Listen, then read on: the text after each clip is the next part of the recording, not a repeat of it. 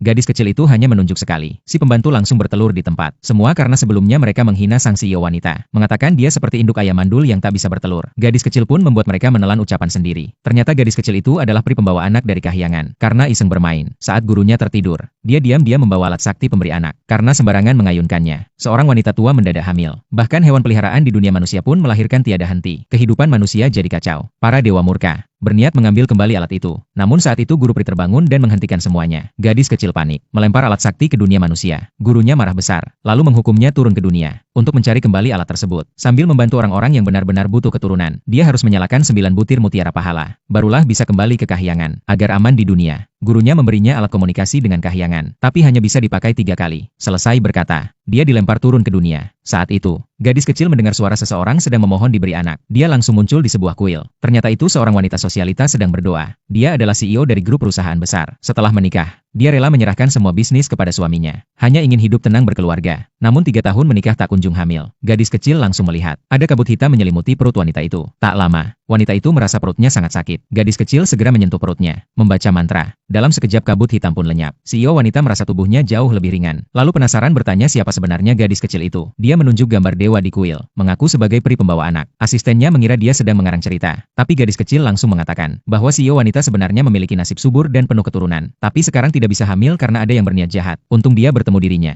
dan dia pasti bisa membantunya punya anak. Namun sang CEO tidak langsung percaya. Tapi merasa kasihan karena gadis kecil tidak punya keluarga. Dia pun memutuskan mengangkatnya sebagai anak angkat. Begitu tiba di gerbang villa, gadis kecil langsung melihat ada kabut jahat menyelimuti rumah. Dia segera membaca mantra. Kabut langsung lenyap. Saat masuk rumah, ternyata bagian dalam juga penuh hawa jahat. Dia mengingatkan bahwa ada hal tak beres di rumah ini. Inilah penyebab sang CEO tak bisa punya anak. Saat dia menengadah, dia melihat 2 roh bayi kembar sedang melayang di udara. Mereka seharusnya masuk ke rahim sang CEO, tapi selalu tertahan. Gadis kecil bersiap membantu mereka masuk ke dalam. Namun sang CEO tidak mengerti apa maksudnya. Gadis kecil pun hendak menunjukkan bayinya secara langsung. Tapi sebelum selesai melakukan mantra, mertua dan pembantu tiba-tiba datang dan mengganggu. Gadis kecil langsung tahu, pembantu dipenuhi aura jahat. Mertua terlihat tidak suka pada menantunya. Bahkan membiarkan pembantu menghina CEO wanita karena mandul. Gadis kecil langsung berdiri di depan. Dengan yakin berkata selama dia ada, dia pasti akan membantu mamanya punya anak. Mertua memakinya sebagai penipu. Pembantu malah mengejek dia memanggil CEO sebagai mama. Mengira dia anak haram dari hubungan terlarang. CEO wanita lalu menjelaskan bahwa dia mengangkat gadis itu sebagai anak. Tapi tidak ada yang percaya. Pembantu bahkan mengutuknya mandul di depan umum. Gadis kecil langsung menjawab bahwa mamanya punya nasib subur luar biasa. Justru si pembantu tubuhnya penuh aura jahat. Dia bahkan berkata, di kaki si pembantu ada roh bayi yang terus memeluk dan menangis. Mendengar itu, kaki si pembantu langsung kaku. Wajahnya penuh ketakutan. Gadis kecil mengatakan, bayinya hanya bertahan 3 bulan lalu meninggal. Tapi belum bisa tenang. Wajah pembantu langsung berubah drastis. Karena anak yang pernah digugurkannya memang berumur 3 bulan.